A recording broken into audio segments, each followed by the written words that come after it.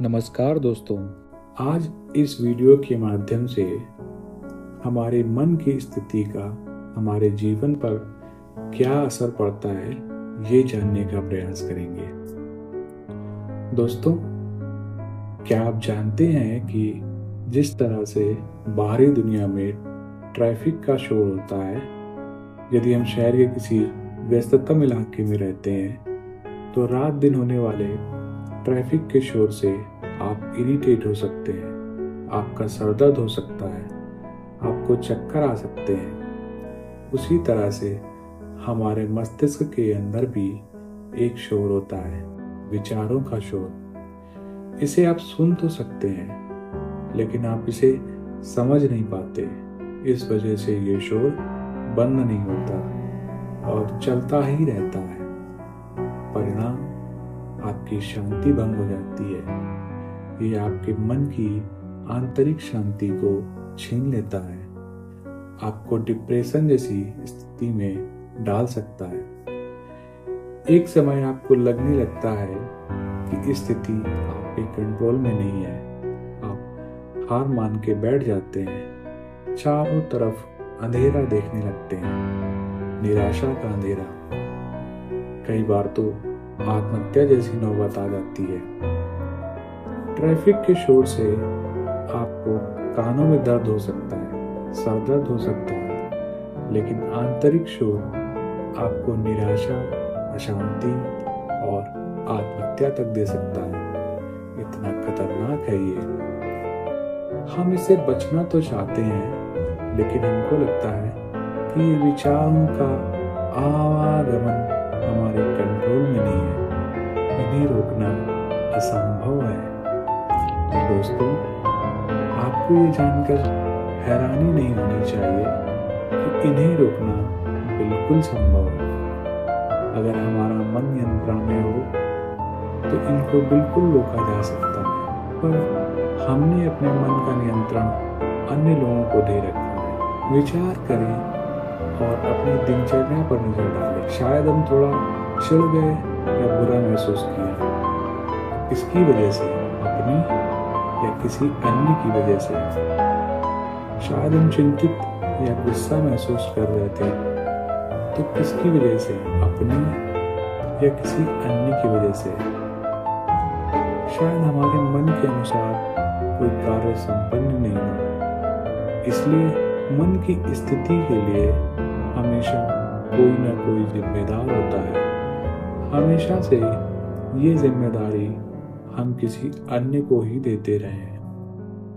Problem ये है कि हमने कभी खुद ये जिम्मेदारी नहीं ली, इसलिए मन हमारे कंट्रोल में नहीं है।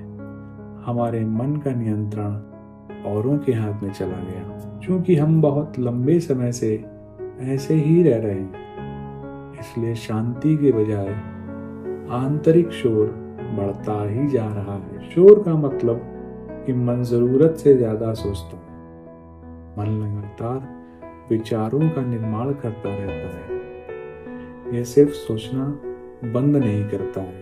दोस्तों, ये ठीक है कि मन सोचना बंद नहीं करता, लेकिन कम से कम इस सोच को धीमा करना चाहिए। क्योंकि जब मन सोचता है तो वह थक जाता है, और जब मन अधिक सोच रहा होता है तो यह शरीर को भी प्रभावित करेगा। मानसिक थकान से ही शारीरिक थकान होती है। जब बाहर की दुनिया की बात आती है तो हम आज सब कुछ जानते हैं। न केवल इस दुनिया में, बल्कि हम ये भी जानते हैं कि दूसरे ग्रहों पर क्या हो रहा है। हम ये भी जानते हैं कि महासागरों की गहराइयों में क्या हो रहा है। लेकिन हम ये नहीं जानते कि हमारे दिमाग के अंदर क्या चल रहा है। एक बटन के साथ हम अपने आसपास की दुनिया के कई पहलुओं को नियंत्रित करने में सक्षम हैं। लेकिन हम कितनी भी कोशिश कर लें, मन को नियंत्रित और शांत नहीं कर पाते। ऐसा क्यों है कि बाहर का सब कुछ हमारे नियंत्रण में आ गया, लेकिन हमारा अपना मन अब हमारे नियंत्रण में नहीं है। इसका केवल एक ही कारण है। हमने अपने मन को खुश रखने के लिए बाहर की दुनिया में प्रयास किए। मन ने जो कहा वो सब कुछ किया। मन ने कहा कि मनचाही गाड़ी ले लो तो मन खुश हो जाएगा। हमने गाड़ी ले ली। कुछ दिन तो हम नई कार के साथ खुश रहे, लेकिन फिर से वही अशांति छाने लगी। इस बार मन ने कहा किसी ठंडी जगह छुट्टियों का प्लान करते हैं परिवार के साथ। तो हम कश्मीर की वादियों में घूम आए 1 हफ्ते के लिए। लेकिन 1 हफ्ते बाद जब वापस आए तो फिर से वही सब कुछ। थोड़ी बहुत शांति 1 हफ्ते के लिए तो मिली, तो लेकिन अच्छे खासे पैसे खर्च करके, पर फिर से वही सब। हमने अपने मन को खुश रखने के लिए उसके कहे अनुसार सब कुछ किया, लेकिन अंदर का शोर फिर भी कम नहीं हुआ। आप में से तो बहुत सारे लोग डॉक्टर होंगे, शिक्षक होंगे, कोई जज होंगे या वकील होंगे, कोई तो साइंटिस्ट भी होंगे। हमने दुनिया में बहुत बड़े बड़े काम किए। इस पोजीशन पर पहुंचने के बाद भी हम कहते हैं कि मेरा मन हमारे वश में नहीं है। यदि आप अपने मन से कहते हैं कि इस तरह मत सोचो, क्या यह आपकी बात मानेगा? आप में से कितने लोग महसूस करते हैं कि आपका मन आपके हर निर्देश का पालन करता है? और आप में से कितने लोग ज्यादातर समय महसूस करते हैं कि आपका दिमाग आपकी बात नहीं सुनता है? आप में से कितने लोग चाहते हैं कि आपका मन हर समय आपकी बात सुने? हम एक ऐसा मन चाहते हैं जो हर समय हमारे निर्देशों का पालन करे। यदि आप सिर्फ ऑब्जर्व करेंगे तो आप पाएंगे कि अन्य लोगों के दिमाग हमारे निर्देशों का पालन करते हैं। जब आप किसी से कहते हैं यह कार्य करो, तो वो इसे तुरंत कर देते हैं। आप उनसे कहते हैं इस कार्य को ऐसे नहीं, किसी दूसरी तरह से करो, तो वो भी कर देते हैं। इसका मतलब आपकी बात कौन सुन रहा है? यह उनका मन ही है ना। प्राण तो सिर्फ एक यंत्र है, लेकिन आपके निर्देशों का पालन तो उनका मन करवा रहा है, लेकिन मन कार्य कर रहा है। इसका मतलब है कि उनका मन, दिमाग हमारे निर्देशों का पालन करता है। और अगर कोई हमें कुछ बताता है तो हम उसका पालन करते हैं। इसका मतलब है कि हमारा मन उनके निर्देशों का पालन करता है और उनका मन हमारे निर्देशों का पालन करता है। तो हमारा मन किसी और के निर्देशों का तो पालन कर रहा है, लेकिन हमारे निर्देशों का पालन नहीं कर रहा है। बात सिर्फ इतनी है कि हम अपने आप की नहीं सुनते, और इसका एक ही कारण है कि हमने कभी खुद के साथ बैठकर अपने मन के साथ समय नहीं बिताया है। जब हमने अपने मन से कोई रिश्ता नहीं बनाया है, तो हमारा मन इस रिश्ते का सम्मान क्यों करेगा? हम अन्य लोगों के साथ बातचीत करते हैं, हम दूसरों का ख्याल रखते हैं। अगर दूसरे लोगों को दर्द होता है तो हम उनके साथ समय बिताते हैं, लेकिन अपने मन के साथ नहीं। अब ये एक सिनेरियो समझिए आप। मान लीजिए कि आपका मूड किसी वजह से ऑफ है, किसी की बातों ने आपके मन को हर्ट कर दिया है। अब आपका दिमाग कुछ बातें कहना शुरू कर देगा उस व्यक्ति के बारे में।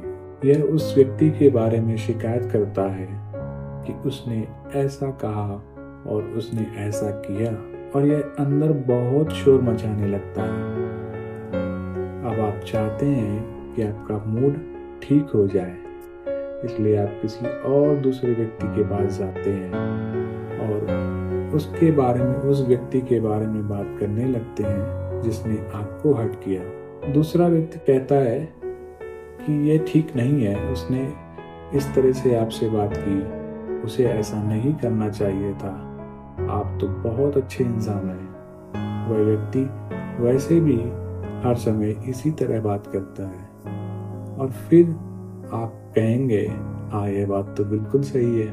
थोड़ी देर बाद आप अपने आप को थोड़ा सा खुश महसूस करने लगते हैं, क्योंकि इस दूसरे व्यक्ति ने आपकी तारीफ की। आप एक अच्छे इंसान हैं, लेकिन आप अपनी बातों का सत्यापन किसी और से करा रहे हैं। पहले व्यक्ति ने आपको हर्ट किया, आपने अपने मन का रिमोट कंट्रोल उसको दे दिया, उसने आपका मूड ऑफ कर दिया। दूसरे व्यक्ति ने आपकी प्रशंसा की, आपने उसके हाथों में अपना रिमोट कंट्रोल दे दिया और आप खुश हो गए।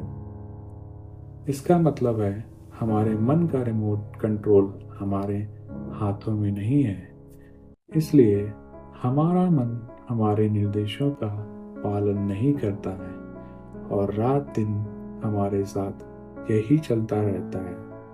इसलिए हमारे अंदर का शोर कम नहीं होता है। ये स्थिति सभी के साथ है, फिर चाहे आप हो, यानी कि इस वीडियो को देखने वाले लोग, और या फिर हम, यानी कि बनाने वाले।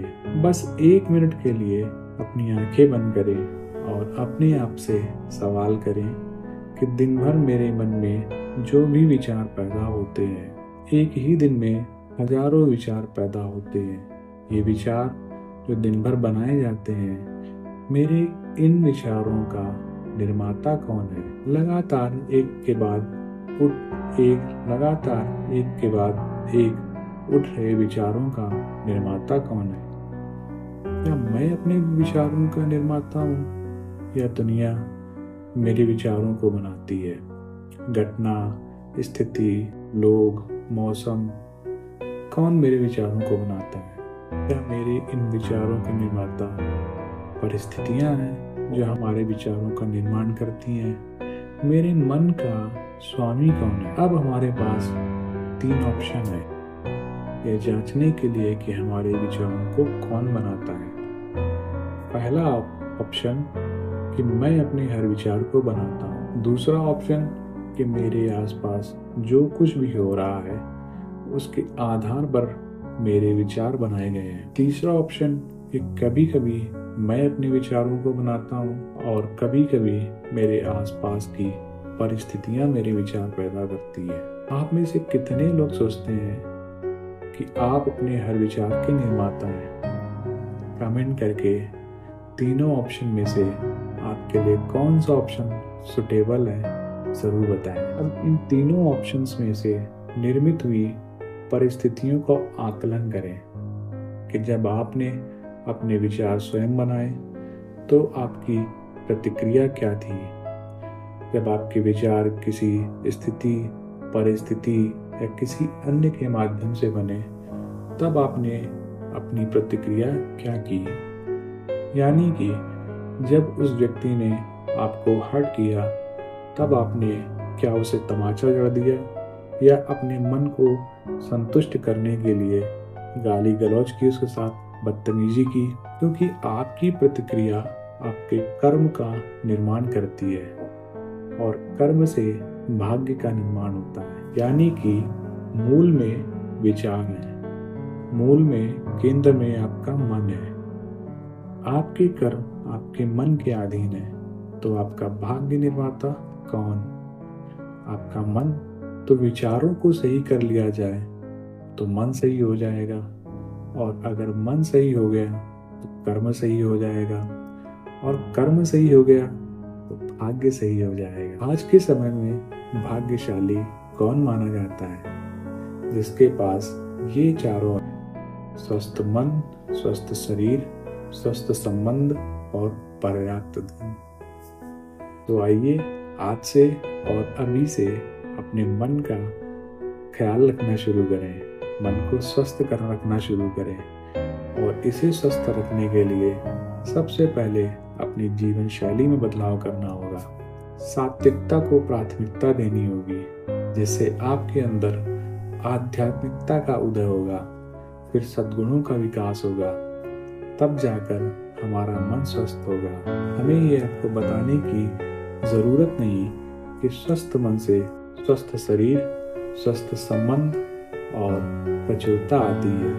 फिर चाहे वो धन की हो या ज्ञान की, या ब्रह्मांडी ज्ञान, या फिर कुछ अन्य, सब कुछ मन से ही आता है। इसलिए मन को स्वस्थ रखना बेहद जरूरी है। जब हमारे अंदर आध्यात्मिकता का प्रकाश होता है तो दया, प्रेम जैसे गुणों का विकास होता है। हमें प्राणी मात्र से प्रेम होता है, फिर चाहे वो मनुष्य हो या अन्य।